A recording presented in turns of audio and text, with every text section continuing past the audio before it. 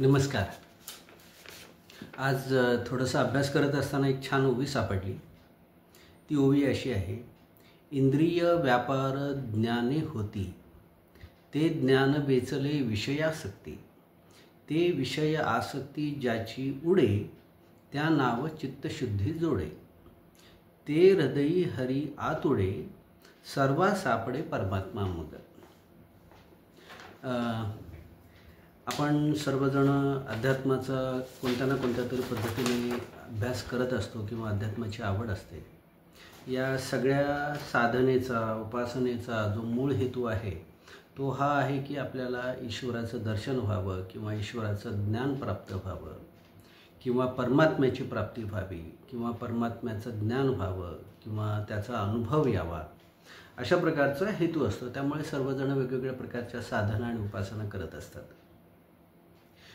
या सगळ्या साधना, उपासना, ज्ञान हे समजून सांगण्यासाठी गीता, त्यानंतर गीतेचं जे टीका किंवा भाष्य जे केलेलं आहे ज्ञानेश्वर महाराजांनी, ती ज्ञानेश्वरी, त्यानंतर रामदास स्वामींनी दासबोध लिहिलं आहे. या सगळ्यांचा हेतू पण तोच आहे. ब्रह्मसूत्रे जे ग्रंथ आहेत, हा ग्रंथ आहे, त्या ग्रंथाचा पण मूळ हेतू विविध प्रकारच्या प्रश्नांची उत्तरे देण्याचा आहे. सर्व उपनिषदे पण हेच सांगण्याचा प्रयत्न करत आहे. तर या एका छोट्याशा 4 लाईनच्या ओवीमध्ये हेच सांगितलं, हीच प्रक्रिया सांगितली आहे की कशाने परमात्म्याची प्राप्ती होईल किंवा कशाने ईश्वराचं दर्शन होईल. तर आपण पुन्हा एक छोटंसं बघू की इंद्रिया व्यापार ज्ञाते होती, ज्ञाने होती. याचा अर्थ असा आहे की इंद्रिये, पंचज्ञानेंद्रिय आणि पंचकर्मेंद्रिय, म्हणजे श्रोत्र, नेत्र, जिव्हा, घ्राण, त्वचा, ही जी आहे ती 5 ज्ञानेंद्रिय आहेत. हात, पाय, उपस्थ, पायू आणि वाणी ही 5 कर्मेंद्रिय आहेत.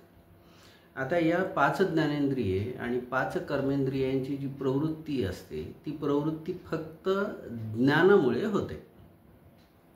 कोणतं ज्ञान? तर विषयांचं ज्ञान. विषय म्हणजे काय? तर प्रत्येकाचा जो विषय, म्हणजे जसं डोळे आहे, डोळे रूप बघतात, तर डोळ्यांचा विषय जे आहे तो रूप आहे. कानांचा विषय काय आहे? तर शब्द आहे. जिभेचा विषय काय आहे? तर रसास्वाद जो आहे तो जिभेचा विषय आहे. हाताचा विषय काय आहे? तर देणे घेणे हे हाताचा विषय आहे. पायाचा विषय काय आहे? तर कर्म करणे हा पायाचा विषय आहे. उपस्थ आणि म्हणजे लिंग, त्याचा मैथून किंवा संभोग करणे ही त्याचा विषय आहे. तर अशा प्रकारचे हे जे विषय आहेत, हे विषय जसं ज्ञान प्राप्त झालं तसं ते विषय कर्माला लागतात आणि त्यांची ओढ तिकडे जाते. आता हे सगळे जे विषय आहेत हे विषय मनाद्वारेच होतात. जर का मन नसेल तर हे इंद्रिय काम नाही करू शकत. मन आहे म्हणून काम करतात. म्हणून इंद्रियांचे सगळे जे व्यापार आहेत ते ज्ञानामुळे होतात. ज्ञान नसेल तर इंद्रिय काम नाही करू शकत किंवा त्यांचं त्या विषयाच्याकडे ओढ राहत नसते. आता ज्ञान आहे म्हणून ते विषयांचा हेवा वाटतो किंवा ते विषय ग्रहण करावेसे वाटतात आणि त्यामुळे जे आहे ते चित्त अशुद्ध होत असतं. आता चित्तशुद्धी ज्या क्षणी होते त्या क्षणी ईश्वराचं दर्शन व्हायला लागतं किंवा ईश्वराचा अनुभव यायला लागतो. आता चित्तशुद्धी कशी होईल? चित्तशुद्धी जर का व्हायची असेल किंवा चित्तशुद्धी जर का करायची असेल तर विषयासक्ती नष्ट करावी लागते. विषयासक्ती ही जाणीवपूर्वक नष्ट नसती करायची. ती विषयासक्ती जी आहे ती सहजावस्थेमध्ये नष्ट झाली पाहिजे.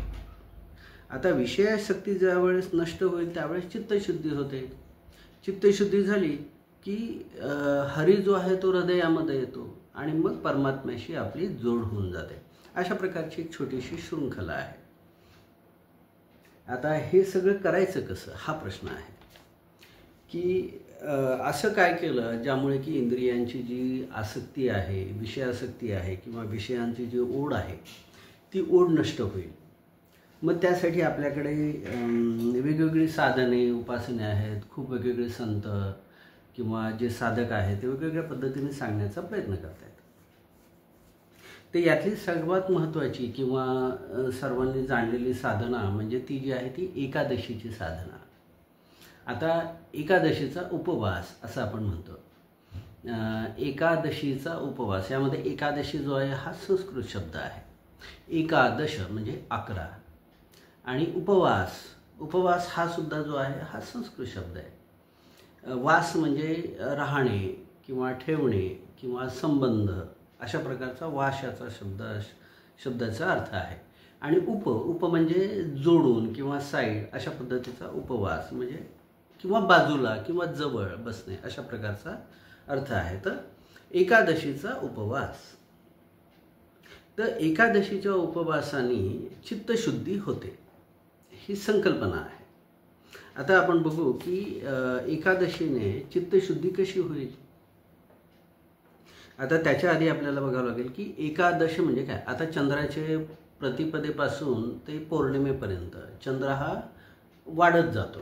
प्रतिपदा, द्वितीया, तृतीया, चतुर्थी, पंचमी, एकादशी वगैरे वगैरे करून पौर्णिमेपर्यंत चंद्र वाढतो, म्हणजे कलेकलेने वाढतो आणि नंतर पुन्हा तो कलेकलेने कमी होतो. तर असं 15-15, 30, 28-29 दिवसाचं चंद्राचं सायकल असतं. तसाच आपला एक महिना आहे. आता या ठिकाणी 11व्या दिवशीचा जो चंद्र आहे ती एकादशी ही शुक्ल पक्ष आणि कृष्ण पक्ष या दोन्ही वेळेमध्ये येते. आता या ठिकाणी एकादशी म्हणजे 11वा जो दिवस आहे तो दिवस आपल्याला लक्षात ठेवायचा आहे. आता 11व्या दिवशी जे आहे तो आपल्याला उपवास करायचा आहे.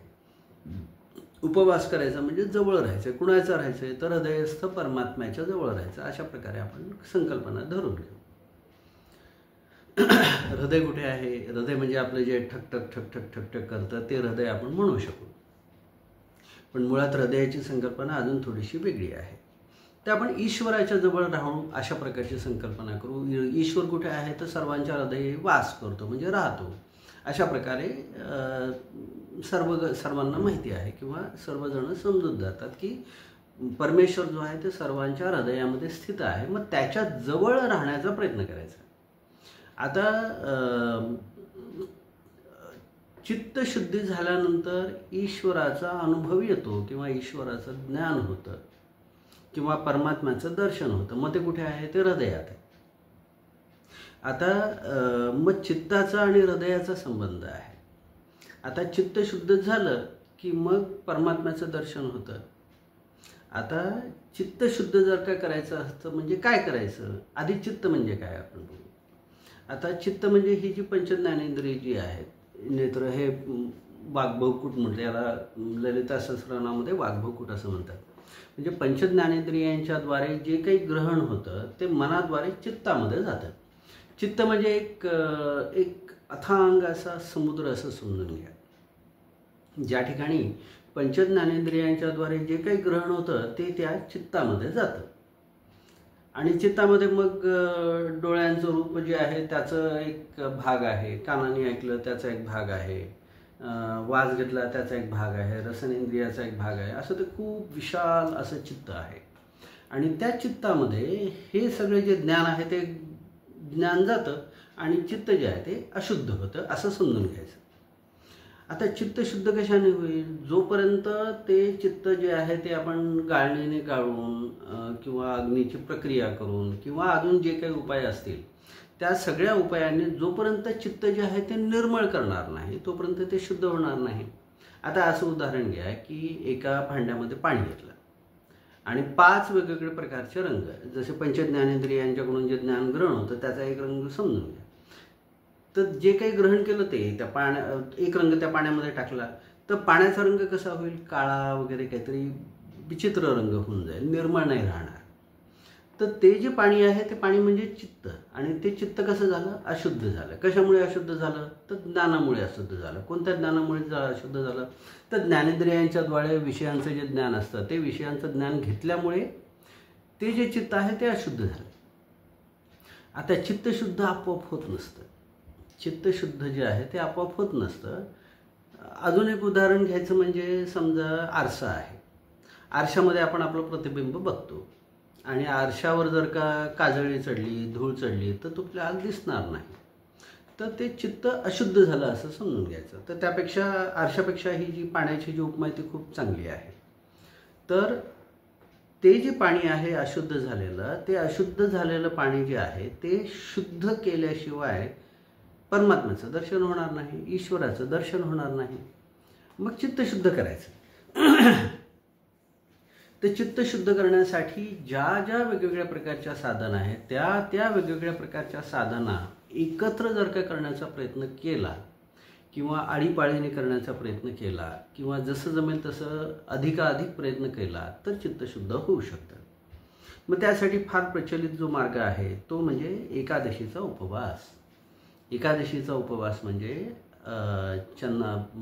चंद्राच्या शुक्ल आणि कृष्ण पक्षामध्ये येणाऱ्या 11व्या दिवशी जे आहे ते 11 इंद्रियांचा निग्रह किंवा संयम करायचा ही संकल्पना आहे. आता आपल्याला उपवास म्हणजे माहिती आहे की उपवासाच्या दिवशी काही जण म्हणतात की मी काहीच खात नाही, मी काही फळं खाईन किंवा मी फक्त खडी साखर खाईन किंवा मी फक्त पाणी पिईन किंवा मी दूध पिईन किंवा ज्यूस पिईन, नाही तर भगर, चिप्स, साबुदाण्याचे खिचडी, साबुदाण्याचा वडा किंवा अजून शिकरण वगैरे वगैरे जे काय ते पदार्थ ते सगळं खाईन, पण पोळी भात भाकरी नाही खाणार. अशा प्रकारची काही जणांची धारणा असते. त्यानुसार प्रत्येकजण आपापल्या जसं समजतं तसं उपवास करतात. पण त्या दिवशी तात्पर्य हे की रसना इंद्रिय जे आहे त्या एका इंद्रियावर निग्रह करण्याचा प्रयत्न करतात किंवा संयम करतात. पण ही जी एकादशी आहे त्यामध्ये 11 इंद्रिय आहेत, एक इंद्रिय नाही आहे. तर मग 11 इंद्रिय म्हणजे कोणती? तर पंचज्ञानेंद्रिय आणि पंचकर्मेंद्रिय आणि 11वं जे आहे ते मन. हे 11 धरून या 11च्या सोबत राहून जो संयम केला जाईल तो झाला तो आपला एकादशीचा उपवास. तर 11 इंद्रियांचा संयम करून हृदयस्थ परमात्मा किंवा जो ईश्वर आहे त्याच्या जवळ बसण्याचा जो अभ्यास आहे त्या अभ्यासाला आपण एकादशीचा उपवास असं समजून घ्यायचं. आता प्रश्न असा पडतो की 11चा उपवास करायचा म्हणजे काय करायचं? तर आता आपण सगळ्यात पहिले बघू की सर्वेंद्रियाणाम नेत्रम प्रधानम असं म्हणतात. म्हणजे सर्व 5 ज्ञानेंद्रिय आहेत त्यामध्ये नेत्र जे आहे ते सर्व प्रधान म्हणजे सर्वश्रेष्ठ आहेत. कारण बऱ्याचशा गोष्टी डोळ्यांनीच होऊन जातात. त्यामुळे डोळ्यांच्या द्वारे जे काही ग्रहण होतं, विषय ज्ञान होतं ते चित्तामध्ये जातं. चित्त अशुद्ध झालं की सगळा प्रॉब्लेम सुरू झाला.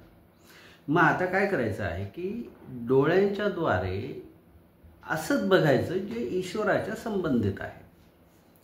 पण ते कसं करणार?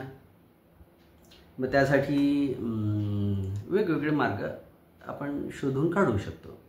त्यापैकी एक मार्ग म्हणजे जे काही आहे ते सगळं ईश्वराची सृष्टी आहे आणि ईश्वर आहे अशा प्रकारची धारणा ठेवून बघायचं. पण ते फार अवघड आहे कारण मनाला ते सगळं समजावून सांगावं लागतं. मग त्याच्यापेक्षा एक मार्ग असा की डोळे बंद करून बसायचं. आता तुम्ही म्हणाल की आमचं आता ऑफिस असतं, कामं असतात, दिवसभर सगळं स्वयंपाक वगैरे करावं लागतं, आम्ही डोळे बंद करून कसे बसू शकतो? हे मान्य आहे. पण आपल्याला आपल्या जीवनामध्ये काही प्रायोरिटी ठरवाव्या लागतात. कशाला महत्त्व द्यायचं, कधी महत्त्व द्यायचं, किती महत्त्व द्यायचं, किती वेळ महत्त्व द्यायचं. मग हा ज्याचा त्याचा विषय आहे आणि त्याचा त्याने तशा पद्धतीने करायचं. पण तात्पर्य हे आहे की इंद्रियांच्या द्वारे ग्रहण करणं थांबवल्याशिवाय चित्तशुद्धी होणार नाही. मग या ठिकाणी डोळे बंद करून बसणे. डोळे जर का बंद केले तर आपल्याला काही दिसणार नाही. दिसलं नाही तर मग इंद्रियांच्या द्वारे डोळ्यांच्या द्वारे काही आत येणार नाही, चित्तामध्ये येणार नाही. चित्त जे आहे ते पुन्हा गढूळ होणार नाही. तर डोळे बंद करून बसण्याचा अभ्यास करायचा आहे. पण तुम्ही म्हणाल की मग आम्ही डोळे बंद करून तर नाही बसू शकत, कामं तर करावं लागतात. मग ठीक आहे, मग एक काम करायचं. कामापुरतं डोळे उघडे ठेवायचे आणि फक्त त्या कामाकडे लक्ष द्यायचं. एक झालं. दुसरं मग म्हणाल की आम्ही बाहेर कसं फिरू? बाहेर फिरायचं असेल तर फक्त कामाकडे, समजा तुम्ही गाडी चालवत आहात तर फक्त गाडी चालवताना रस्त्याकडे लक्ष द्यायचं. इकडे तिकडे लक्ष गेलं तर पुन्हा गडबडलं, चित्त अशुद्ध झालं. त्यामध्ये अजून एक दुसरी एक मुद्रा असते, त्याला खेचरी मुद्रा असं म्हणतात. खे म्हणजे आकाश. म्हणजे आकाशाकडे दृष्टी लावून बघायचं. म्हणजे समजा तुम्ही रस्त्यावरून चालत आहात तर युजली आपण काय करतो, इकडे दुकान बघतो, माणूस बघतो, कुत्रं बघतो, गाडी बघतो, ह्या सगळ्यांच्याकडे आपलं लक्ष जात असतं. पण त्यापेक्षा काय करायचं की खेचरी मुद्रा म्हणजे आकाशाकडे लक्ष देऊन ठेवायचं. तर याद्वारे जे आहे ते आपल्याला रस्त्यावरचं दिसत तर असतं, आपलं काम तर होत असतं, चालणं होत असतं, अडखळून पडणार तर नसतो आपण, पण आपण लक्ष जे आहे ते आकाशाकडे असतं. अजून दुसरा मार्ग आहे तो जमिनीकडे लक्ष द्यायचं. कुणाकडे बघायचं नाही, फक्त जमिनीकडे लक्ष द्यायचं आणि चालायचं. या मार्गाने काय होतं की चित्तामध्ये डोळ्यांच्याद्वारे जे काही संवेदना येतात किंवा जे काही तन्मात्रा येतात त्या तन्मात्राने आपलं चित्त जे आहे ते गढूळ किंवा घाण होत नाही किंवा अशुद्ध होत नाही. तर तशा प्रकारे डोळ्यांचा निग्रह करण्याचा प्रयत्न जर का केला तर फार मोठं चित्ताची अशुद्धी आपल्याला थांबवता येते. दुसरं जे आहे ते कानाद्वारे, आता कान तर उघडे आहे, ते तर बंद करता येतात, डोळे तरी बंद करता येतात, पण कान तर बंद नाही करता येत आपल्याला. मग कसं करणार आपण? मग त्यासाठी काही जण पफ वापरतात. ते एक भेटतात, जसं आपले हेडफोन असतात तशा पद्धतीचे ते पफ असतात, त्यांना काहीच ऐकू येत नाही.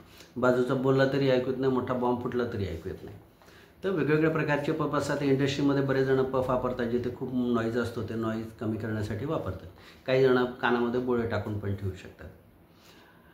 तर कानामध्ये ग्रहण शब्द आले की चित्त अशुद्ध झालं. म्हणून मग साधना करणारे सांगतात की निर्जन स्थळी बसा. निर्जन म्हणजे जिथे कोणाचाही येण्या जाण्याचा प्रश्न उद्भवत नाही, किंवा खोली बंद करून बसा, त्यामध्ये कोणाचाही आवाज येणार नाही असं म्हणतात. अजून एक वेगळ्या प्रकारची प्रक्रिया अशी आहे की त्यामध्ये कोणताही आवाज आला तर येऊ द्या, पण त्याची प्रतिक्रिया द्यायची नाही, किंवा तो आवाज ऐकून न ऐकल्यासारखं करण्याची सवय लावायची. असं केल्याने काय होणार की शब्द ते येतील पण शब्दांचा प्रभाव पडणार नाही, चित्तामध्ये ते घुसणार नाहीत. हे झालं कानाचं. त्वचेचा अर्थ आहे की त्याचा संयम कसा करायचा? तर छान छान मऊ गादीवर बसायचं नाही, पलंगावर झोपायचं नाही, किंवा छान छान कपडे घालायचे नाही, किंवा तेल लावायचं नाही, किंवा पावडर लावायची नाही. तर त्वचेच्या संबंधी जेवढ्या गोष्टी आहेत त्या सगळ्यांचा निग्रह करायचा. हा झाला त्वचेचा संयम. वासाचा संयम कसं की छान अत्तर किंवा वेगळ्या प्रकारचे परफ्यूम किंवा सुगंधित तैल किंवा सुगंधित भाजी वगैरे ह्यांचा जो स्वाद आहे तो नाही घ्यायचा. तर अशा प्रकारची ही 5 ज्ञानेंद्रिये आहेत. त्या ज्ञानेंद्रियांच्याकडून ग्रहण करण्याचा संयम करण्याला 5 झाले. आता कर्मेंद्रियमध्ये काय आहे? हात आहे. हात काम करत असतो आपण हाताने, तर ते काम नाही. मग तुम्ही म्हणाल की आम्ही काम कसं करू, ऑफिसचं काम कसं करू, गाडी कशी चालवू, तेवढ्यापुरतं तेवढं करायचं, पण प्रयत्न करायचा की कमीत कमी करायचं. पायाचं तसंच आहे. पायाने चालणे किंवा धावणे हे पायाचं कर्म आहे, ते नाही करायचं. मग एका ठिकाणी बसावं लागतं, तेच एक ऑप्शन आहे. त्यानंतर मग लिंगामध्ये काय आहे? लिंगामध्ये आपल्याला संभोग म्हणा किंवा मैथून म्हणा किंवा तशा प्रकारची जी कार्य आहेत किंवा संवेदना किंवा स्पर्श करणे ते नाही करायचं. आता गुदद्वाराने शी करावीच लागणार. मग त्यामध्ये आपण आदल्या दिवशी जर काही जेवलो नाही तर मग त्या दिवशी शी करण्याचा प्रश्नच उद्भवत नाही. त्यामुळे मग आदल्या दिवशी काही खायचं नाही. आदल्या दिवशी नाही खाल्लं, पोट साफ झालं की मग दुसऱ्या दिवशीचं शिशू करण्याचा प्रश्नच उद्भवत नाही. सू करावी लागते का? तर आपण पाणी पितो म्हणून, तर पाणी नाही पिलं तर सू येत नाही. तर अशा प्रकारची कर्मेंद्रिय झाले. वाणीने बोलायचं नाही, म्हणजे उत्तरच द्यायचं नाही, त्याला मौन पाळणं असं पण म्हणू. तर मौन जर का पाळलं तर मौन पाळल्यामध्ये वाणीचं संयम होऊन जातो. अशा प्रकारची 11 जी इंद्रिय आहेत, या इंद्रियांचा संयम करण्याला एकादशीचा उपवास असं म्हणतात. मग बोलायचं काय? मग बोलायचं असेल तर बोला, पण काय बोलायचं? ईश्वराच्या संबंधित बोलायचं. डोळ्याने बघायचं तर काय बघायचं? ईश्वराच्या संबंधी बघायचं फक्त. कानाने काय ऐकायचं? तर फक्त ईश्वराच्या संबंधी ऐकायचं, नाही तर बाकी काही ऐकायचं नाही. तर अशा प्रकारे 11 इंद्रियांचा संयम जर का केला तर चित्तशुद्धी होऊ शकते. आता खऱ्या पद्धतीने जर का संयम करायचा म्हटलं तर आपल्याला 24 तासांचा एक दिवस असतो. 24 तासमधले 8 तासाची अंदाजे झोप असते. झोपेमध्ये तर 100% ही सगळी साधना होऊन जाते. पण बाकीचे जे 16 तास आहेत त्या 16 तासामध्ये हे आपण नाही करू शकत, कारण आपण एका ठिकाणी नाही बसू शकत. मग त्यासाठी काय करायचं, तर रोज 1 तास 45 मिनटे, म्हणजे जसं 24 तास आहे, 24 तासामधून 8 तास काढून टाकले झोपीचे, तर राहिले 16 तास. 16 तास भागिले 11 दिवस, म्हणजे रोज करायचं जर का ठरवलं तर किती होतं, तर 1 तास 45 मिनटे होतात. तर रोज 1 तास 45 मिनटे शांतपणे डोळे बंद करून, बंद अशा खोलीमध्ये, म्हणजे यामुळे आपल्याला कानावर काय ऐकू येणार नाही, किंवा एका विशिष्ट ठिकाणी डोळे बंद करून बसण्याचा जर का प्रयत्न केला 11 दिवस, तर 11व्या दिवशी म्हणजे एकादशीच्या दिवशी पूर्ण उपवास केल्याचं आपल्याला फळ भेटू शकतं. याला फळ भेटणं म्हणतात. म्हणजे 11व्या दिवशी आपण 11 तास एका ठिकाणी बसू शकत नाही, मग कसं करणार. आणि हे 11 इंद्रियांचं जे नियम आहे, हा संयम आहे, हा फक्त आणि फक्त डोळे बंद करून ध्यानावस्थेमध्ये जर का बसलं तरच होऊ शकतं, त्याच्याशिवाय नाही होऊ शकत. मग बाकीचे ते सगळ्या ज्या त्या पळवाटा आहेत, पळवाटा झाल्या तर त्यामुळे अंतःकरण किंवा चित्त जे आहे ते अशुद्ध होणार, म्हणजे होणारच. मग त्यासाठी सर्वात उत्कृष्ट उपाय म्हणजे रोज 1 तास 45 मिनटे डोळे बंद करून जर का प्रतिपदेपासून एकादशीपर्यंत जर का आपण साधना उपासना केली, म्हणजे काय फक्त बसायचं, दुसरं काहीच करायचं नाही आहे, तर एकादशीची साधना होऊ शकते. मग ह्या पद्धतीने काय होतं, इंद्रिय व्यापार ज्ञाने होती. मग ह्याच्यामुळे काय होणार की इंद्रियांचे व्यापार जे आहे ते पूर्णपणे बंद होणार, कारण ते कोणतं ज्ञान ग्रहण करत नाहीत ध्यानामध्ये. ध्यानामध्ये ज्ञानेंद्रिय कर्म करत नाही, त्यामुळे मग विषयांच्याकडे त्यांची जी ओढ आहे ती जाणार नाही, ती आतल्या बाजूला जाते, हृदयाकडे जाते. त्यामुळे ती विषयासक्ती जी आहे ती विषयासक्ती हळूहळू कमी व्हायला लागते किंवा नष्ट व्हायला लागते, आणि त्यामुळे चित्तशुद्धी हळूहळू होते. आणि मग हृदयामध्ये जो आहे तो हरी, म्हणजे आपले जे आराध्य दैवत आहे त्याचं दर्शन व्हायला लागतं, किंवा परमात्म्याचं दर्शन व्हायला लागतं. आणि हेच जे आहे ते अध्यात्माचा मूळ हेतू आहे. तर मग आपण एकादशी सुरू करू. 11व्या दिवशी ज्या पळवाटा सांगितल्या आहेत त्या पळवाटाप्रमाणे करण्याचा प्रयत्न करायचा. रोज जे आहे ते 1 तास 45 मिनटे एका ठिकाणी शांतपणे बसून ध्यान करण्याचा प्रयत्न करायचा. सुरुवातीला होणार नाही 1 तास 45 मिनटे, आयुष्य संपेपर्यंत ही साधना उपासना करायची असते. त्यामुळे जशी बैठक आहे तशी बैठक करण्याचा प्रयत्न करायचा. 10 मिनटापासून सुरुवात करायची, शनै हळूहळू हळूहळू जे आहे ते वाढवत जायचं. 1 तास 45 मिनटे बसलं की मग रोज प्रतिपदेपासून ते एकादशीपर्यंत साधना करायची, उपासना करायची. आणि ही जी संकल्पना आहे ही संकल्पना लक्षात ठेवायची की एकादशीचा उपवास म्हणजे काय आहे आणि तो कसा करायचा. नमस्कार. तर आपण सगळेजण ही साधना करण्याचा प्रयत्न करू आणि ईश्वर दर्शन होईल अशी आपण आशा करू. सर्वांना नमस्कार.